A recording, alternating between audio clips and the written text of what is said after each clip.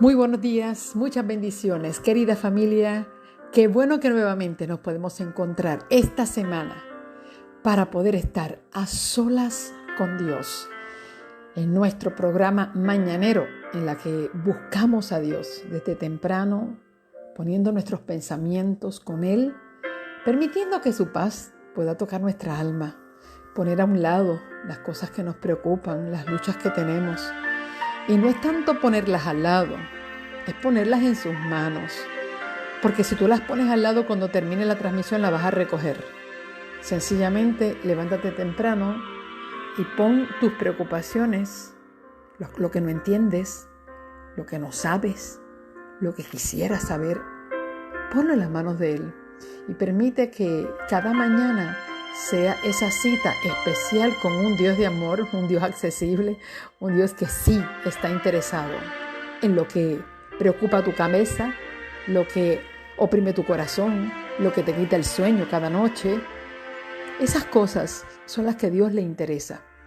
Está interesado en tu pasado, que Él quiere dejar atrás. Está interesado en tu presente para que puedas vivir en armonía con Él y contigo mismo. Y está interesado en tu futuro. Pero el futuro no lo puedes trabajar porque no ha llegado. Lo único que tienes en tu mano es tu presente. Mira a tu alrededor y qué cosas de lo que tienes hoy a tu alcance debes hacer o debes cambiar. Y sobre eso nos dirigimos al Señor. Comparto contigo las profundas palabras del Salmo 61 que dicen así: Dios, oye mi clamor, atiende mi oración. Desde el extremo de la tierra clamo a ti cuando mi corazón desmaya.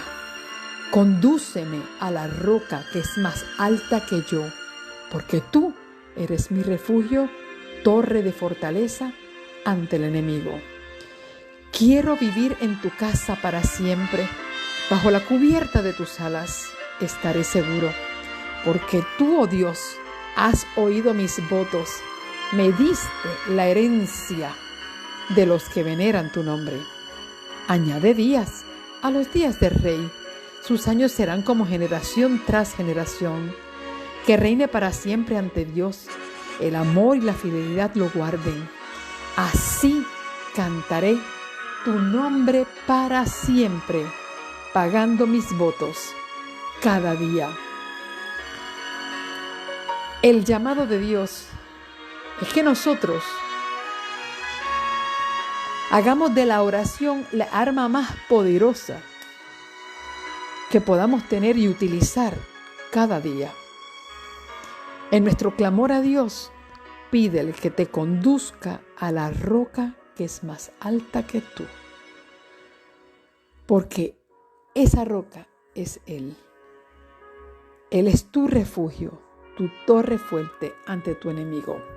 Que el Señor pueda traer una nueva dimensión en nuestra vida en el día de hoy y que nuestro programa y nuestro tema de hoy sea de bendición para tu vida. Oramos al Señor para pedir su bendición y así comenzamos nuestro A Solas con Dios con tu amiga Liz Enid Polanco. Oramos. Padre, que un rayo de tu gloria pueda iluminar nuestra mente y nuestro corazón hoy y que nos pueda poner a anhelar estar contigo. Hoy se abre una nueva página en nuestra vida y en nuestro día. Que seamos cuidadosos en lo que vamos a escribir.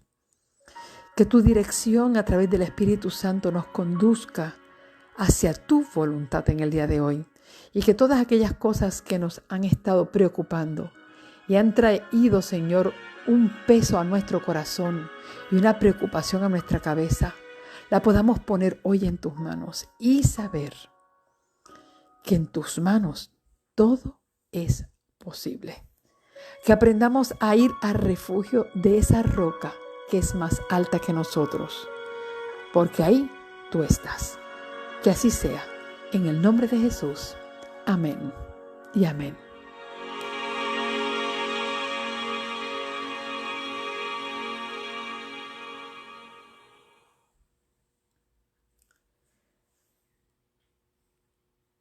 Buenos días familia, gracias nuevamente por estar con nosotros en sintonía con nuestro programa A Solas con Dios, buscando este momento de reflexión y este momento de estudio. Hacemos ambas cosas, reflexionamos de un salmo y estudiamos la palabra. Agradecemos también a todos aquellos que han estado escribiendo sus peticiones en nuestro chat de oración y lo escriben también en nuestras transmisiones, confiando en Dios que el Señor estará dando a cada uno, ¿verdad?, respuesta a sus oraciones. Agradecemos a Dios primeramente para aquellos que se estuvieron haciendo la prueba del COVID, que le ha salido negativa. He recibido esas buenas noticias de todos los que se han estado haciendo las pruebas, igual que Belén y algunos otros de ustedes.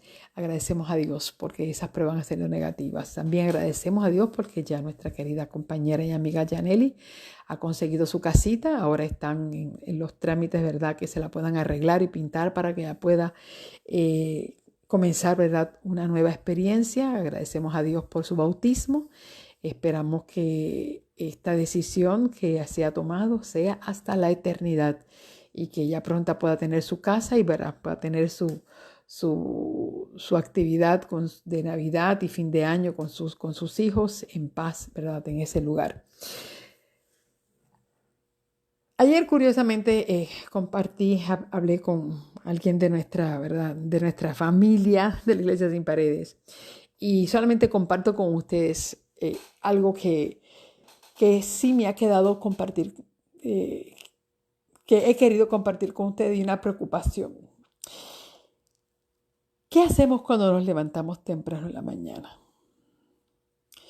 Ustedes saben que yo soy muy pro y mi programa se convierte como decir, esta programación que hago todas las mañanas es como decir en nuestra reunión eclesiástica. De la misma manera que el apóstol Pablo nos alienta a no dejar las congregaciones, ¿verdad?, ya que no podemos ir a la iglesia frecuentemente. Esto es como una visita a la iglesia todos los días. Cuando usted se conecta conmigo es como si estuviéramos todos, por eso se llama una iglesia sin paredes, todos nos reuniéramos a tener un momento de estudio, de oración. Pero aparte a este estudio, de momentos de estudiar y orar juntos, está lo que es tu estudio personal. Por eso ustedes me han escuchado motivarlos una y otra vez, que no se levanten solamente justo para escuchar mi transmisión, sino que usted pueda tener un tiempo a solas con Dios antes de tener la transmisión o después de tener la transmisión. Si usted es de aquellos que tiene la oportunidad de levantarse para tener la transmisión conmigo y después usted se queda a solas con Dios y dice, bueno, ya recibí este pan, ahora déjame buscar más, ir por más. Pero si usted no tiene ese tiempo de poder usted quedarse después que se cierra la transmisión para tener ese momento usted solito con Dios, analizar lo que hemos estudiado, profundizar, buscar más y pues, o hablar con Dios, yo lo motivo a que usted pueda entonces buscar una hora más temprana, ¿verdad?, levantarse un poquito más temprano antes de la transmisión y usted pueda tener ese momento con Dios.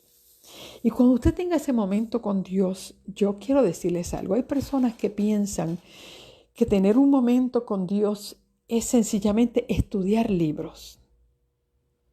Hay quienes han hecho de su momento con Dios un momento en el que sacan una matutina, un matinal, un pensamiento matinal, leen ese pensamiento matinal, estudian su lección de escuela bíblica o estudian un pasaje de la Biblia, pero no tienen tiempo para hablar con Dios. Yo les voy a decir lo que es mi opinión y lo que es mi experiencia. Voy a ser bien sincero con ustedes. Si su momento de estar a solas con Dios se traduce solamente en leer una página de la matutina, una página de la lección y un capítulo de la Biblia, usted es un muy buen religioso. Usted es un buen religioso. Porque eso es lo que se nos enseña en la religión, leer y estudiar. Pero conocer a Dios no solamente está en las Escrituras. De hecho, Hay un pasaje en la Biblia que yo le compartía a mi amiga.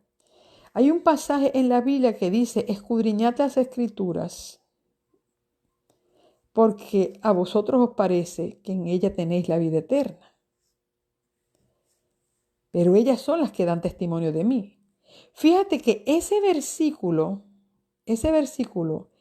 no era un consejo que Dios le estaba dando a los fariseos. ¿Ok? No era un consejo que decía, escudriñen las Escrituras. No, era una crítica. Y le voy a decir por qué. Era una crítica donde decía escudriñar las Escrituras. Eso está en Juan capítulo 5, y aquellos que quieran, ¿verdad? Y puedan. En Juan capítulo 5, verso 39. Juan 5, 39. Y no estoy diciendo que no estudie las Escrituras, no. Mire por dónde voy y que nadie saque esto fuera de contexto. En el libro de Juan capítulo 5,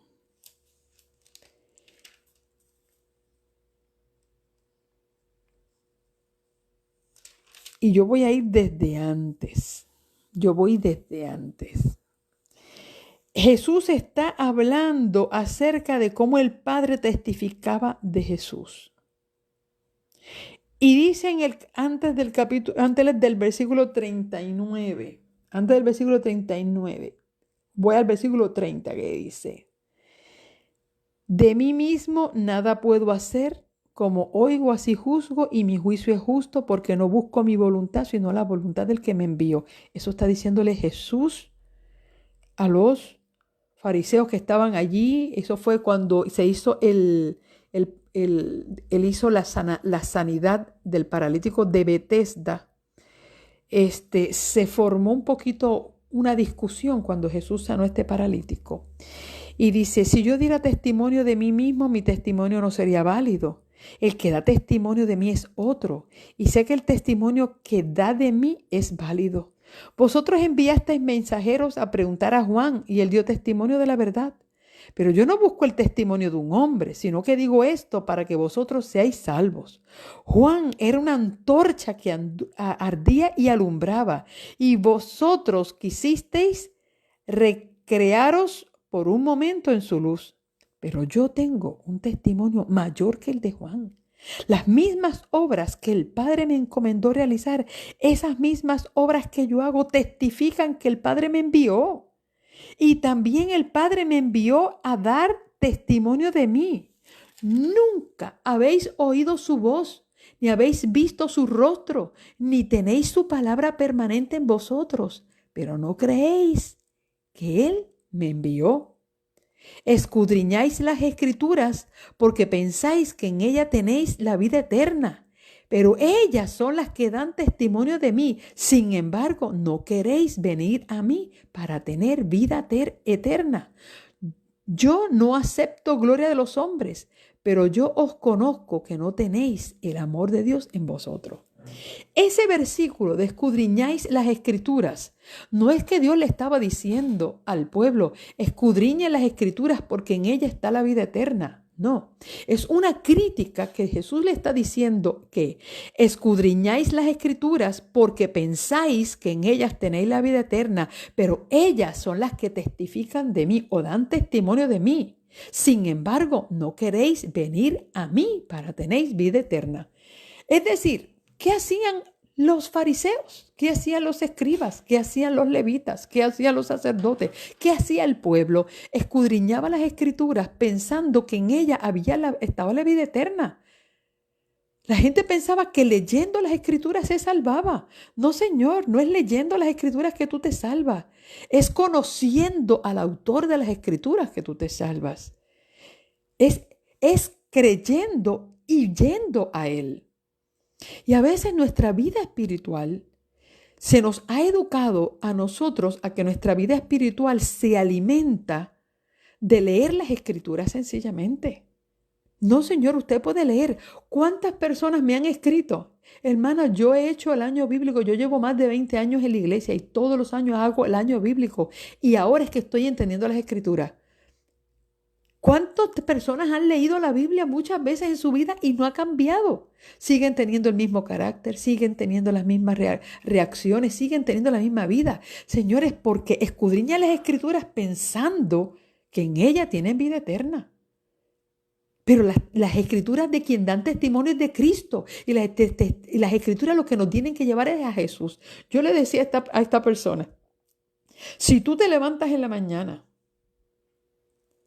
no sea tu primer trabajo abrir la Biblia, abrir la matutina y abrir la lección. Es hablar con Dios. Si la hora se te fue hablando con Dios, grande cosa hiciste.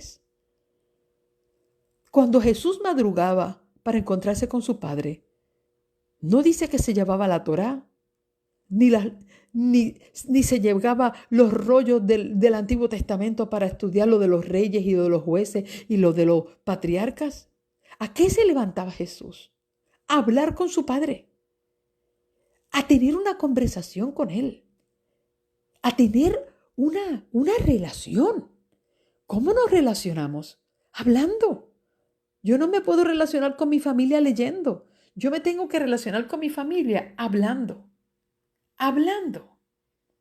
Entonces, a veces veo que la gente está más interesada en adquirir conocimiento bíblico o teológico que tener un momento de compartir con Dios, hablar con Él, salir afuera, mirar las estrellas, contemplar, contarle lo que te preocupa, darle gracias, tener una conversación con Él, pedir perdón por los pecados, compartir con Él, hablar con sinceridad. Mira, abrir el corazón.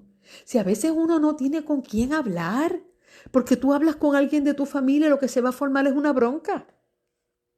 Si tú le cuentas lo que tú tienes en la cabeza y todas tus preocupaciones y todos tus sueños y anhelos, tú se lo cuentas a la persona que duerme contigo en la cama o a tu familia, alguien va a decir, pero tú estás loco, pero tú te crees que eso se puede. Ah, no, porque yo pienso que esto no puede ser así. Entonces tú vas a decir, a rayo, espera un momento. Yo que pensaba que yo iba a consultar esto y esto lo que se ha formado aquí un tremendo lío. Pues mira, si tú no tienes a alguien con quien tú compartir las cosas que te harían feliz, tus sueños, tus anhelos, tus preocupaciones, tus luchas, tus errores, hasta algo que no tiene que ver ni con la salvación, hasta un regalito que tú quisieras recibir de Navidad, una sorpresita que tú quisieras que te dieran en Navidad, o a fin de año, o a principio de año. Mira, un anhelo de esos del corazón, de esos anhelos que tienen los niños, como si fueras un niño pequeño. Mire, cuéntaselo al Señor. Nuestra vida espiritual tiene que tener un balance. Y nuestro balance está en con qué nosotros nos alimentamos espiritualmente. Y yo les digo, si espiritualmente tú te alimentas sencillamente leyendo, te has convertido en un buen religioso. Pero si tu vida espiritual se basa en tener una relación con Dios, en hablar con Dios, y cuando vas a las Escrituras es para encontrar la voluntad de Dios para tu vida, no para hacer sermones, no para hacer una escuela sabática, no para hacer una tesis teológica. Cuando tú vas a las Escrituras a encontrarte con Dios, señores, tú estás desarrollando una relación con Dios. Porque bien dijo Jesús, ustedes leen las Escrituras porque ustedes piensan o les parece que a través de ellas ustedes alcanzan vida eterna. Pero la vida eterna soy yo soy la vida eterna. Si tú no conoces el autor de la vida, si tú no tienes una relación con Dios, si tu vida religiosa se basa en leer matutinas, libros, lecciones, panfletos, revistas, tú adquirirás conocimiento, pero tú no vas a tener experiencia. Porque la experiencia es una acción que se vive diariamente con un Dios real y accesible. Eso es una cosa bien diferente. El conocimiento te va a dar a ti palabras para poder hablar a otros. Pero ¿sabes qué pasa? Que cuando nosotros hablamos a otros, pero no tenemos la vivencia, la palabra va hueca. Va hueca. Y yo les animo a que ustedes puedan todos los días sintonizarse con esta iglesia. Usted no deje de sintonizarse con esta iglesia, pero tampoco haga de esta transmisión su única comida espiritual. Yo me esfuerzo cada mañana de poder traerle a ustedes un pan fresco que los motiva a decir, wow, yo no conocía esto, quiero estudiar más. Pero tu experiencia antes de mi transmisión debe ser que tú tengas un momento a solas con Dios, de haber hablado con Él, haber compartido con Él, haber llorado con Él, haber brincado con Él, haber danzado con Él, que tú hayas tenido un momento de decirle, Señor, gracias, tú me permitiste, Señor, ayer fue un día que yo jamás pensé que yo iba a tener esta bendición, cómo tú abriste las puertas, cómo tú me diste palabras, Señor, gracias, ese momento de hablar con Dios.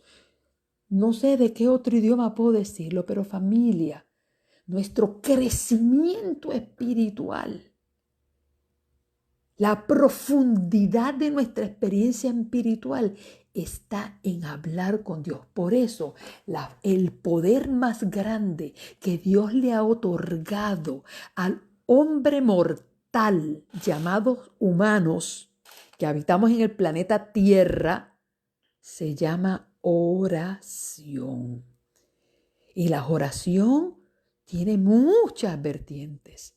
Está la oración de rodillas, está la oración de postrando la cabeza en el suelo, que esa es la de como uno está en un clamor y uno necesita esa intervención y uno reconoce la bajeza de uno y uno sabe, mire, que uno le ha fallado a Dios. Uno va de cabeza, pero de cabeza. Están esas oraciones de pie, están esas oraciones caminando como yo hago a veces, camino por mi patio hablando con Dios, como me imagino yo que caminaba Enoc con Dios y hablaba con Él.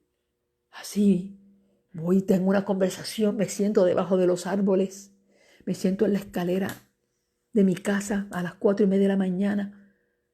Hablar con Dios, hablar audiblemente y decirle, Señor, este fue mi día, tú lo viste, me acompañaste, tengo esta preocupación, hoy tengo que enfrentar esto, tengo que hacer esto, tengo que estudiar esto, búscame, Señor, hacia dónde me debo dirigir, qué fuente de información tú tienes para mí. Ay, Señor, envía a alguien que me dé una palabra de aliento.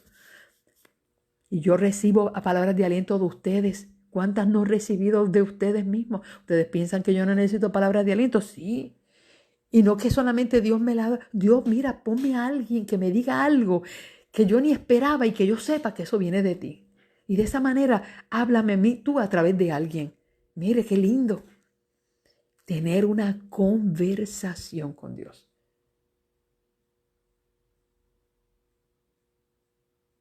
Yo quiero decirle, familia, que si usted no desarrolla esa relación con Dios, usted se va a volver un filósofo, un teólogo, pero no un ser espiritual.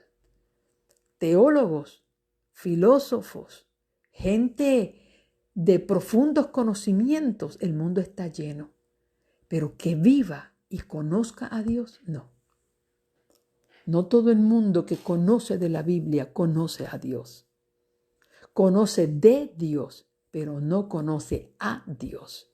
Y no busco que tú conozcas de Dios, busco que tú conozcas a Dios.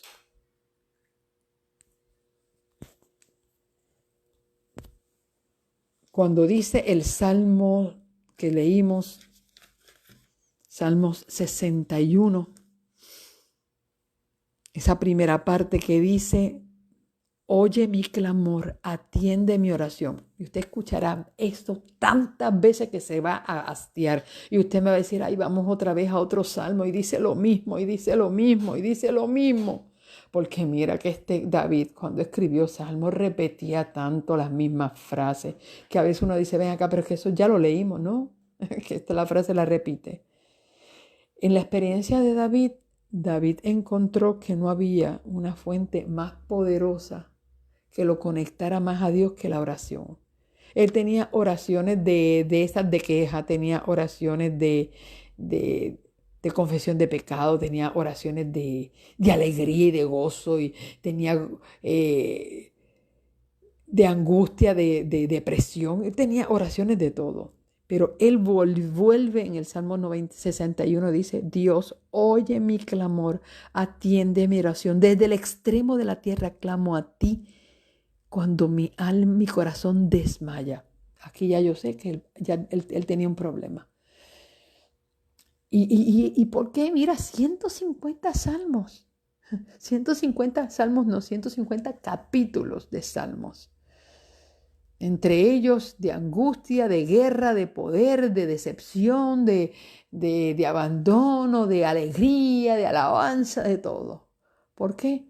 Porque todo lo expresó orando. Y dice: condúceme a la roca que es más alta que yo, porque tú eres mi refugio, torre fuerte ante mi enemigo. Y eso es lo que Dios quiere. Y dice al final: así cantaré tu nombre para siempre, pagando mis votos cada día. Que esta sea nuestra experiencia, familia. Nosotros podamos tener experiencias de oraciones más profundas, más sinceras, más reales. E insisto en esto, que podamos tener oraciones reales, no de Padre nuestro que estás en los cielos, santificado sea tu nombre, gracias Señor por este día. Ay, por favor, ya suelte eso. Puede comenzar la oración sin decir: Padre nuestro que estás en los cielos, santificado sea tu nombre. Ok, esa fue la oración modelo que Jesús nos enseñó, pero Él no pidió que repitiéramos esa oración diariamente. Eso es como si tú le dijeras a tu familia todos los días las mismas palabras, todos los días las mismas palabras. Un día alguien de tu familia te va a decir: bueno, pero tú no tienes otra cosa que decirme.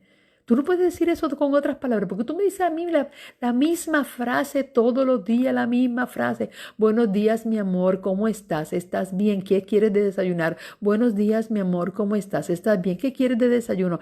Buenos días, mi amor, ¿cómo estás? Mire, si yo lo vuelvo a repetir una vez más, usted me va a decir: ya, hermana Liz, lo comprendimos. Claro, pues mira, Dios te va a decir lo mismo. Oye, ya lo comprendí. Sé más creativo en tu comunicación con Dios. No pienses que Él es una pared que se va a conformar que tú le repitas lo mismo. Sé creativo, habla con Él. Ten una conversación real. ¿Por qué? Porque Él la espera. Dios no te va a hablar a ti, ni te manda la misma amanecer. Si tú fueras de aquellos que madrugan a ver el amanecer y se paran en algún punto todos los días para ver el atardecer, verás que en los 6,000 años y pico que tiene esta tierra, nunca ha habido un mismo amanecer ni un mismo atardecer. Ni tienes las mismas experiencias todos los días.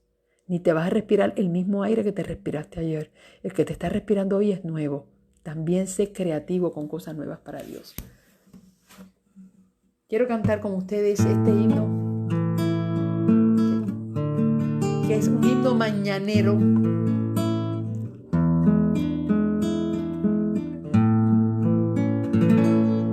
Por la mañana, oh Señor, elevo a ti mi voz, a tu buen nombre doy loor con gratitud, mi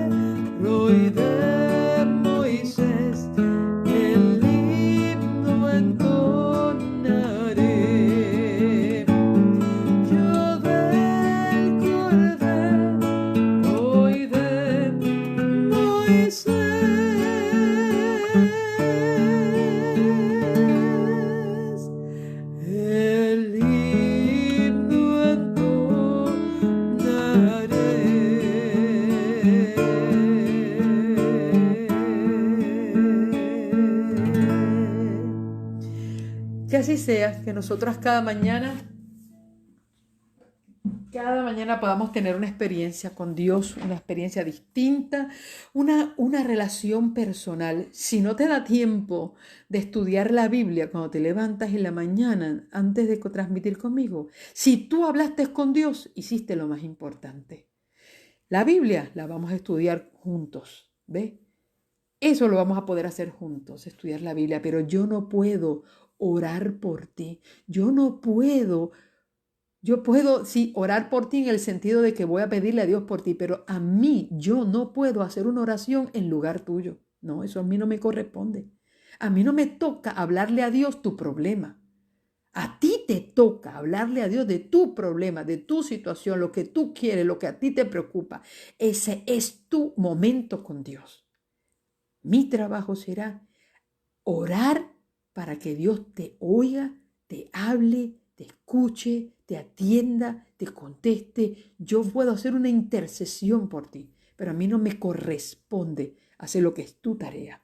Mi tarea será conducirte a través de la palabra. Conducirte a través de la palabra para que tú puedas tener un nuevo conocimiento, una ampliación. Eso yo puedo hacer. Pero yo no puedo hacer tu oración. Porque a quien tiene que buscar a Dios cada mañana en oración, si eso es lo único que te da tiempo a hacer, antes de unirte a mi transmisión, hiciste lo más importante, hablar con Dios. Recuerda que eso era lo que hacía Jesús cada mañana, hablaba con su Padre. Vamos al libro de Éxodo en el capítulo 21, que vamos hoy a comenzar a analizar las leyes que Dios le dio a Moisés, que eran las leyes civiles con las que se iba a regir o establecer el gobierno de Israel. Es decir, el gobierno político de Israel, que Dios justamente era el que lo iba a dirigir, iban a tener estas leyes. Y hoy vamos a estudiar estas leyes para que ustedes vean que aunque muchos dicen que todas estas leyes fueron abolidas, yo quiero decirle que su principio no. Muchas de las leyes que se han inspirado a algunos gobiernos están a través de las leyes que se establecieron en el gobierno de Israel. Y vamos a ellas ahora, así que pasamos al libro de Éxodo, capítulo 21, e iniciamos el estudio. Estas son las leyes que les pondrás. Entonces Dios diciéndole esto a Moisés. Vuelvo y voy a recapitular algo que dijo ayer. Cuando se está históricamente, porque no solamente voy a hacer el estudio teológicamente, históricamente, cuando Dios le está hablando estas leyes, Moisés todavía no ha subido a la parte alta, arriba en el monte. Él no está en los 40 días, todavía no. Está el pueblo alrededor del monte. El pueblo le pidió a Moisés que hablara con él porque sintieron miedo, porque la ley de los 10 mandamientos ellos sí la escucharon con sus oídos. Lo que no está escuchando ahora el pueblo, cuando el pueblo escuchó los 10 mandamientos, sintió miedo, le dijeron a Moisés, nosotros no queremos escuchar a Dios, que Dios hable contigo y tú hablas a nosotros. Así que Moisés entró a la nube que había descendido al Sinaí y allí está escuchando a Dios esto. Y posteriormente él escribe esto y se lo da a conocer al pueblo. Pero él lo está escuchando todavía sin haber subido a la parte alta de Sinaí, sino entró todavía a la falda de la montaña, pero él pudo entrar a la montaña y entrar donde está Dios dictándole, hablándole a Moisés estas leyes. Necesito que ustedes estén ubicados, porque ayer, la clase de ayer, fue cuando vimos cuando él baja y ocurre de que el pueblo puede ver, 70 ancianos, Nadab, Abiú y Aarón vieron a Dios. Ok, estas son las leyes que les pondrás. Si compras siervo hebreo, escúchame bien, las primeras leyes que van a hacer tienen que ver con la compra de siervos o esclavos, ¿verdad? Pero no le vamos a llamar la palabra esclavo, es un poquito pesada, pero vamos a utilizar siervo. Si compras siervo hebreo, es decir, un hebreo compra a otro hebreo, 6 años te servirá y el 7º año quedará libre. Eso era una ley en Israel. Si por casualidad una persona no tenía dinero para pagar, y así era como las personas se hacían siervos, no tenían para pagar. Sus deudas se habían, sus acreedores, que podían ser de su propia nación, ellos se vendían para poder pagar sus deudas. Y dice, un hebreo solamente te podía servir 6 años. Para que usted vea cómo Dios mantiene la unidad de la semana de la creación. 6 días trabajarás y el séptimo será un día de descanso. Cómo se une el servicio del siervo a su amo era por 6 años. El séptimo año quedará libre. Es decir, no iba a trabajar más como esclavo o como siervo.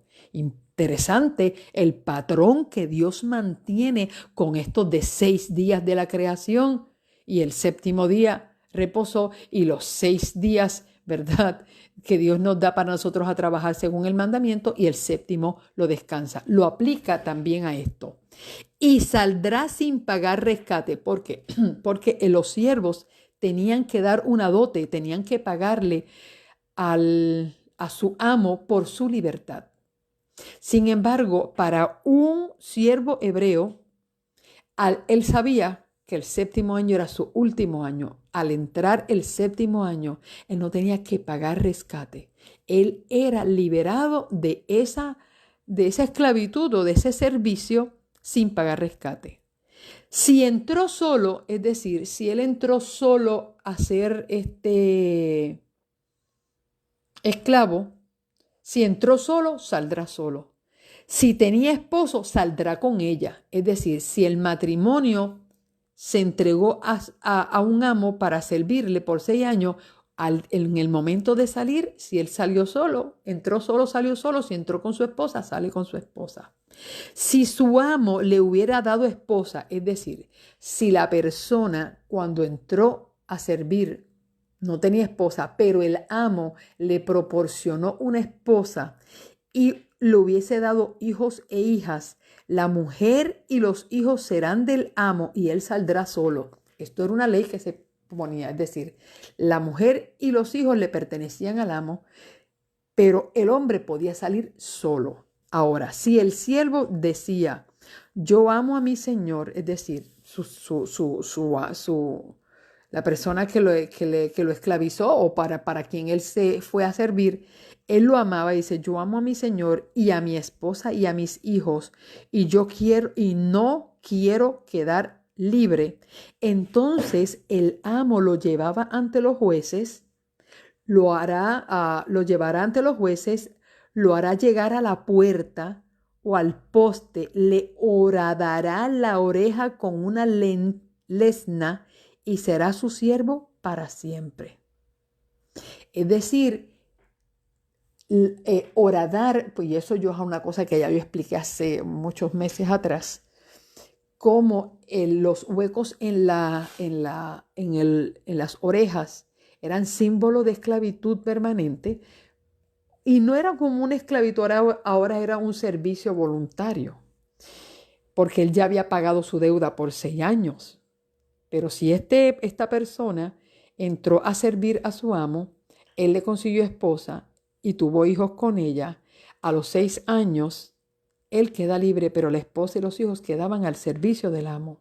Pero si él amaba a su amo y quería quedarse con su amo, con su esposa y con sus hijos, él hacía un voto de que él iba a servirle a él por siempre, que no buscaba su libertad, sino que él quería quedarse sirviéndole a su amo.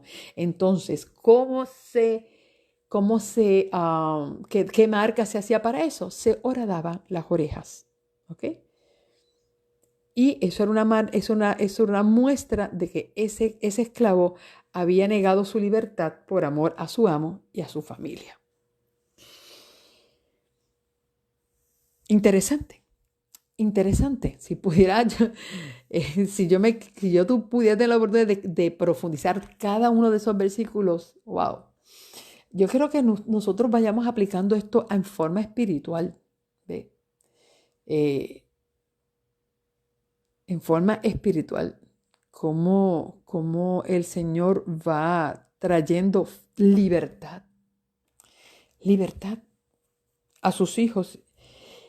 Sin embargo, Dios también los llama siervos. Aunque Él le dijo a sus discípulos en Juan capítulo 15, ya no os llamaré siervos, porque el siervo no sabe lo que hace su Señor, mas os he llamado amigos, porque todas las cosas que oí de mi Padre os las he dado a conocer. Hay un momento en que cuando nosotros decidimos tener esa libertad en Cristo, y hay gente que dice, no, yo no quiero ser de Jesús porque después yo me hago un esclavo de Cristo. Mire, aquí en el mundo solamente hay dos amos.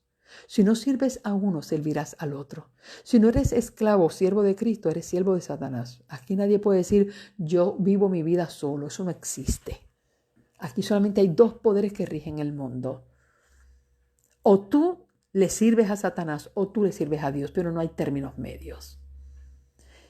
Y el que decide servirle a Jesús y le quiere servir a Jesús con toda su familia, es cuando el Señor verdaderamente te da la libertad.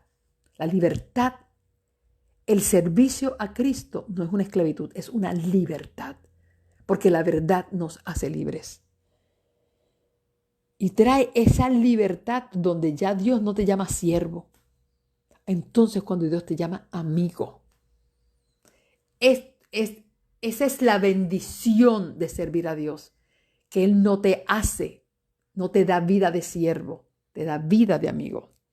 Viene lo próximo que dice, si alguno vende a su hija por sierva, cosa que ocurría, que a veces los padres tenían deudas y vendían a su hija para que ella fuera el pago de esa deuda. Dice aquí, si alguno vende a su hija por sierva, ella no saldrá como suele salir los siervos. Si no hubiera agradado a su señor que prometió casarse con ella, permitirá que sea rescatada. Y si la desecha, no la podrá vender a un pueblo extraño. ¿Cómo era que se hacían las mujeres siervas? Bueno, se daban no para que sirvieran, sino para que se casaran con ella, ¿verdad? Se vendían en matrimonio. Y dice aquí, ¿cómo esta ley protegía a la mujer? Dice, si alguno vende a su hija por sierva, ella no saldrá como suelen salir los siervos. Ok, los siervos salían cada 6 años. Ella no va a salir igual. Si no hubiera agradado a su señor decir que el hombre no estuvo complacido a su señor que prometió casarse con ella y finalmente no se casa con ella, él tiene que permitir que un pariente cercano la rescate. Y si la desecha, es decir, si se casó con ella y luego la desecha, dice que no la puede vender a un pueblo extraño. Pero si la desposa con su hijo, hará con ella según la costumbre de las hijas, no de las siervas. No puede ser tratada como sierva, sino como hija. Si toma otra esposa, es decir, si además de casarse con ella o se la da a su hijo por esposa, le dice, si toma otra esposa, no disminuirá su alimento, ni su vestido, ni el deber conyugal. Es decir, no podía perder los derechos conyugales. No podía perder los derechos conyugales. ¿Por qué? Porque ella tenía que estar bajo la protección y el cuidado de ellos. Y si no le da ninguna de estas 3 cosas, es decir, si no le permite que sea rescatada, si no la da como esposa a su hijo, o si no le va a cumplir ese deber conyugal que era una obligación, entonces saldrá de gracia sin pagar dinero. Es decir, es entonces cuando ella será completamente libre y no tiene que pagar nada. Y uno se pregunta, ven acá, ¿pero por qué Dios establece esas leyes? ¿Por qué Dios establece estas leyes así de siervo? ¿Por qué Dios no prohibía la servidumbre? Yo les quiero explicar algo.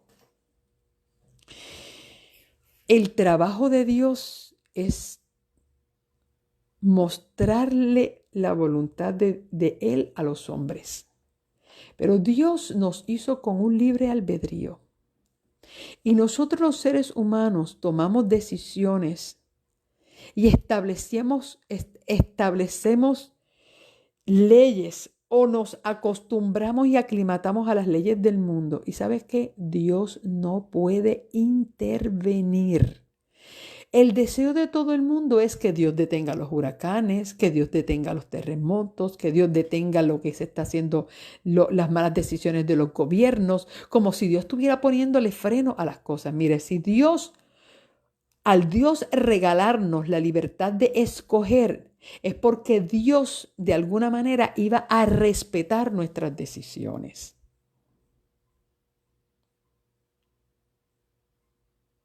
Y cuando nosotros decidimos bien, el Señor nos anima a seguir sus caminos. Cuando nosotros decidimos mal, el Señor nos advierte cuáles son las consecuencias de ese mal camino. Pero Dios no puede estar cruzándose en el camino de nosotros diciendo, no, eso no lo vas a hacer, eso tú no lo vas a hacer sobre mi cadáver, tú vas a pasar a hacer esto. ¿Por qué no? Porque entonces para eso no nos hubiese dado el libre albedrío, no nos hubiese dado la oportunidad de elegir. Sencillamente nos ponía a nosotros en automático.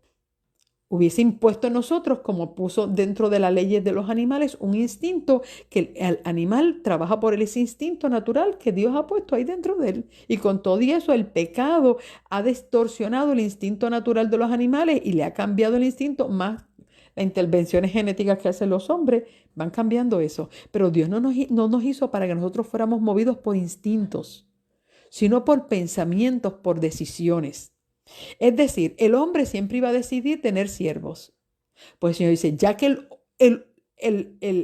los humanos han decidido tener siervos, estas son las leyes de los siervos. Dios ha establecido que un hombre debe tener una sola mujer, pero Dios sabía que los hombres iban a querer tener más de una. Y Él le dijo, si tú tienes más de una, tú no le puedes faltar a la que tú eligiste. No porque Dios estoy de acuerdo con que tú tengas dos. El mandamiento dice una. Pero aún el Señor, por encima a las decisiones que los hombres y los gobiernos toman, Dios comienza a desplegar cuál es la voluntad de Él con respecto a cómo proteger dentro de las decisiones que los hombres hacen en sus gobiernos, cómo Él protege a las personas. Mire los próximos casos que presenta aquí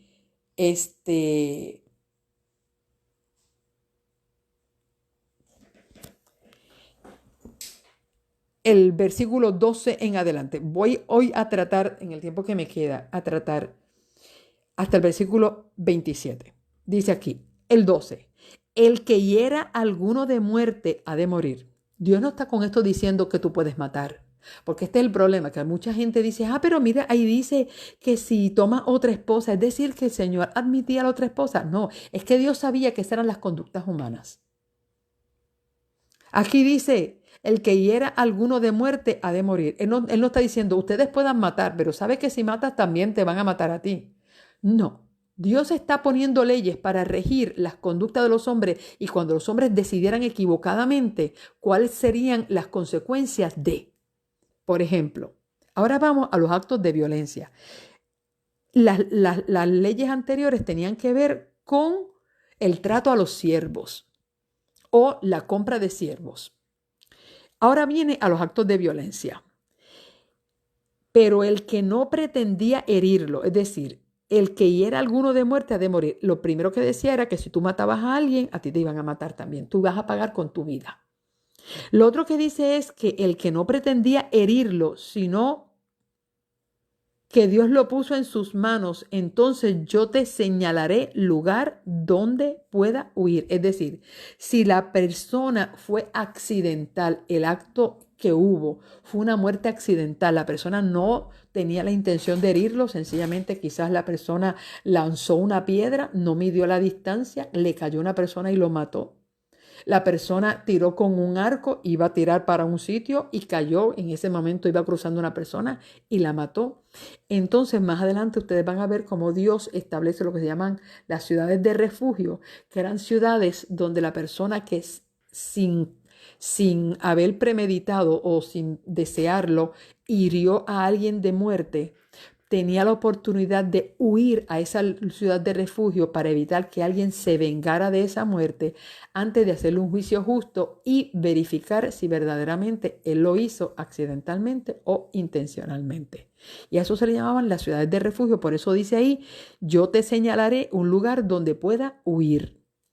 Pero si alguno se ensoberbece contra su prójimo y lo mata con intención, de mi altar lo quitarás para que muera. ¿Por qué dice del altar lo quitarás? Porque lo más seguro que la persona va a ir corriendo al altar del templo o del santuario para buscar, como decir, la clemencia.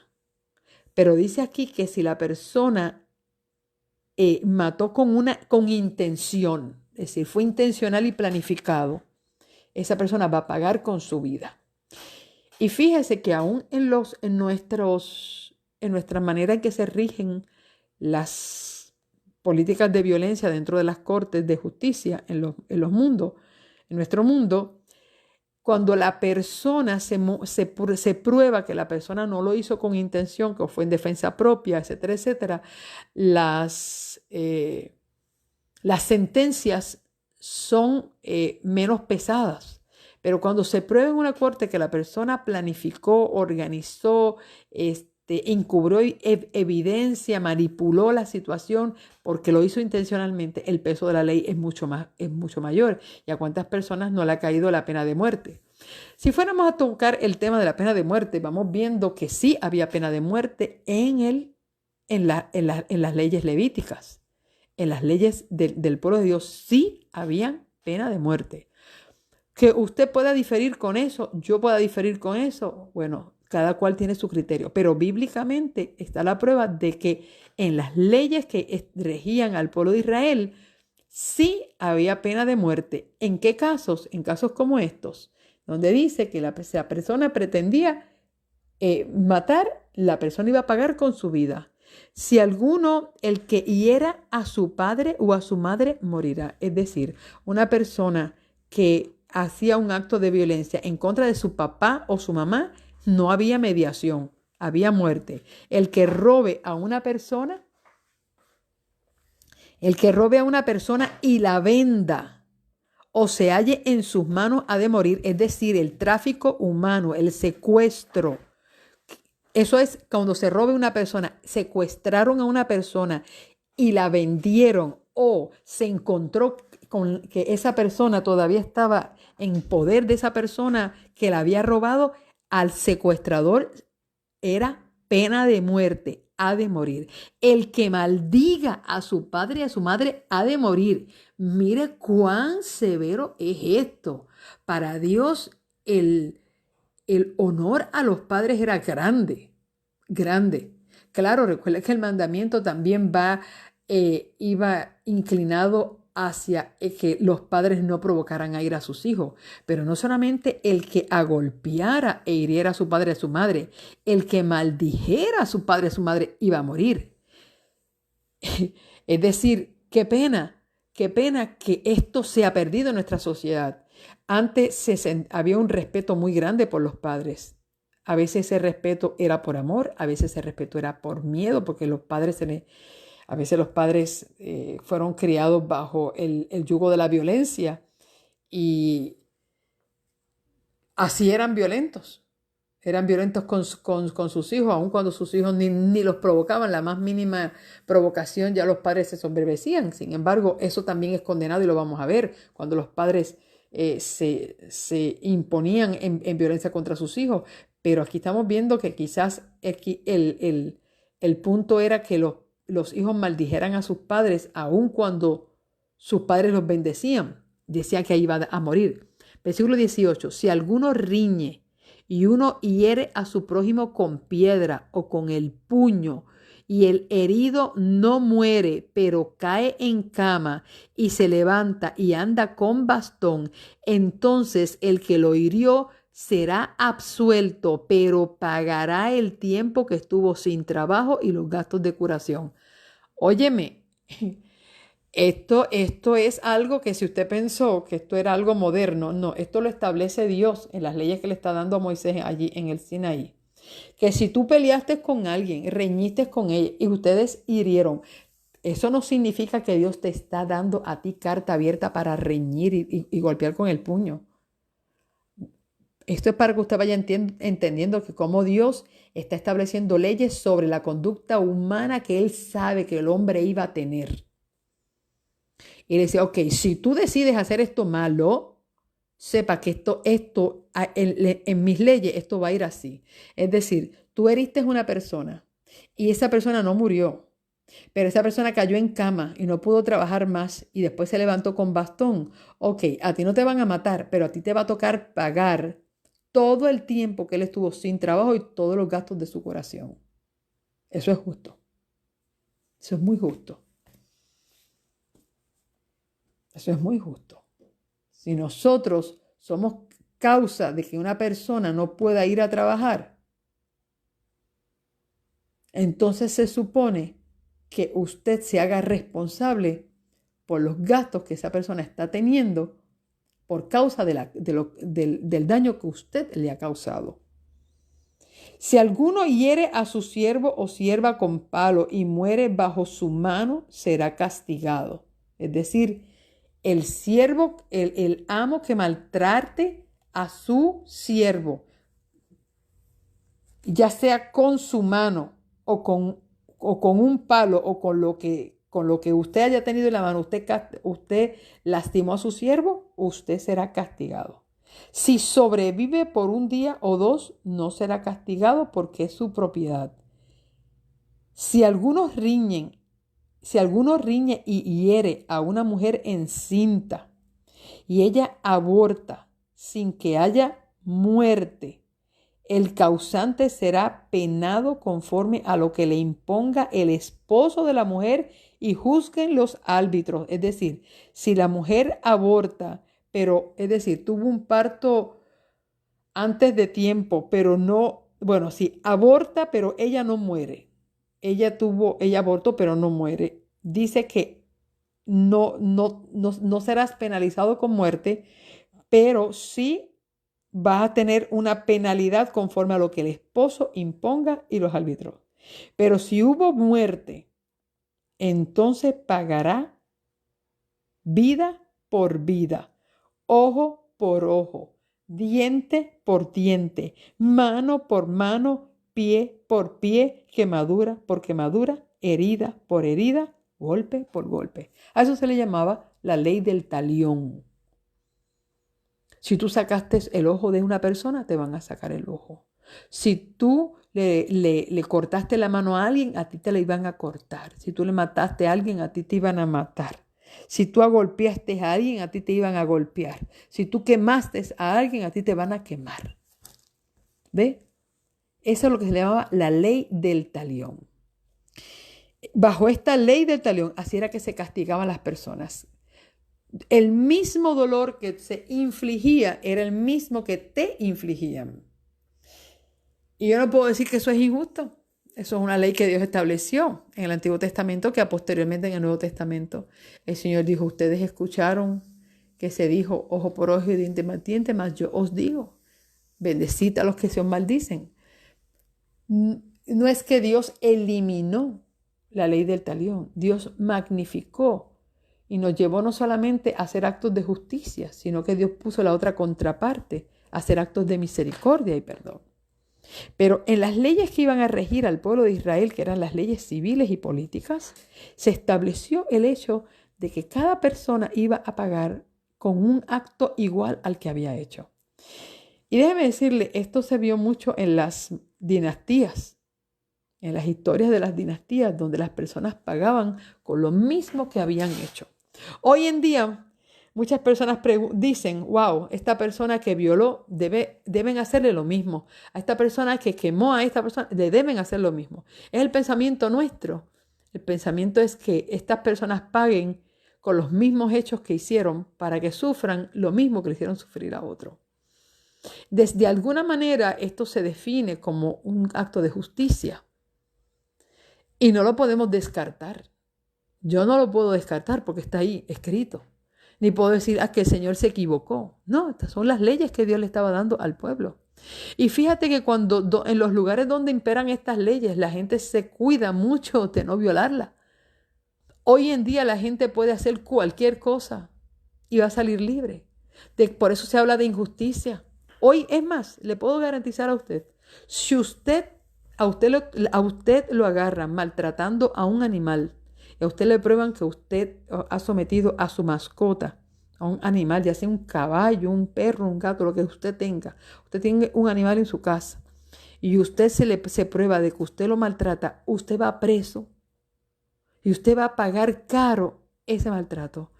Pero usted puede maltratar a sus hijos y a su esposa, óyeme, y usted no va a tener quien defienda a esas criaturas. Porque las leyes ahora mismo defienden mejor a los animales que a la gente. Hay gente que está preso por haber lastimado a un animal. Y hay gente que está en la calle abusando de sus hijos y de su familia. Y están en la casa. Y no hay quien los saque de allí y los meta preso. Mire si Dios, como nosotros se ha tergiversado en el mundo de la justicia, donde la justicia no se imparte para todos por igual. Y esto era lo que Dios quería establecer, una justicia igual para todos. Y en el deber de los amos, versículo 26 y 27 dice, si alguno hiere el ojo de su siervo o de su sierva y lo deja tuerto, le dará libertad por razón de su ojo. Y si le hace saltar un diente a su siervo o sierva por un diente, lo dejará libre. Es decir, si un amo castigando a uno de sus siervos le hería un ojo y lo dejaba tuerto o le tumbaba un diente, ya por ese acto de violencia, esa persona, aunque no hubiese cumplido los 6 años de servicio, quedaba libre. ¿Por qué Dios establece esto? No es porque Dios se gozaba en que la gente hiciera estos actos, ni Dios estuviera de acuerdo, pero Dios sabía que los hombres iban a decidir tomar estas malas decisiones. Y cuando Dios sabía que los hombres iban a actuar con maldad, Él tenía que poner unas leyes para poder proteger a la víctima. No es que Dios está motivando, como dije, al victimario, está protegiendo a la víctima. Y durante estos días vamos a estar analizando un poquito estas leyes. Algunas ustedes van a decir, wow, pero ¿qué es esto? Pero usted quizás no sabe mucho de leyes. Quizás sería muy bueno que usted pudiera alinearse con las leyes de su país, donde usted vive. Porque hay mucha ignorancia, la gente no conoce cuáles son las leyes protectoras y los derechos constitucionales que se tienen en los países. Y sería muy bueno que usted en este estudio que vamos a estar haciendo no solamente conozca las leyes que regían al pueblo de Israel que Dios le dio a Moisés, sino las que rigen su país. ¿Qué paralelismo tienen con las de Dios? ¿Qué cosas de estas leyes todavía, qué principios deben prevalecer? ¿Qué principios deben prevalecer? Definitivamente debe prevalecer el principio de la justicia. Y que las personas que hicieron actos de violencia deben pagar por ellos. Y de hecho, es parte de lo que ocurrirá en la segunda venida de Jesús. Dios le hará pagar a todas las personas de acuerdo a sus obras. Que si hay una pena de muerte, hay una pena de muerte. Dice la palabra que la paga del pecado es la muerte. Y aunque Jesús vino a ocupar esa muerte para a nosotros liberarnos de la muerte que nos proporciona el pecado, Dios no te puede liberar a ti si tú no vives a la altura de la salvación que Él te ha dado por su muerte. Y finalmente, el mundo entero va a pagar una pena de muerte por sus pecados. Porque la pena de muerte, lo hizo con el mundo antediluviano. Y Dios tuvo que destruir, literalmente destruir y ahogar el mundo antediluviano por su maldad. Eso es una pena de muerte. Y ahora vamos viendo que en el tiempo final el Señor en su venida dice que destruirá con fuego. Primero fue con agua, ahora con fuego. ¿Por qué? Porque Dios no puede permitir que las conductas nuestras,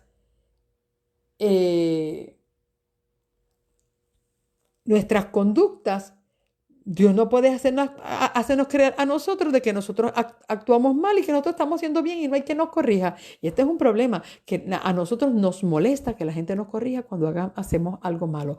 O justificamos y decimos, no, pero fulano lo ha hecho peor. Pero ¿quién ha dicho que la culpabilidad de lo que tú haces, el Señor lo mide con lo que hace otro? Dios va a juzgar a cada persona individual. Y hay quien minimiza sus errores diciendo, no, pero fulano lo hizo peor, y hay gente que lo ha hecho peor, y hay gente que ha hecho muchas cosas peores que yo. Sí, pero Dios no te va a juzgar por las que hizo otro, te va a juzgar por las que hiciste tú.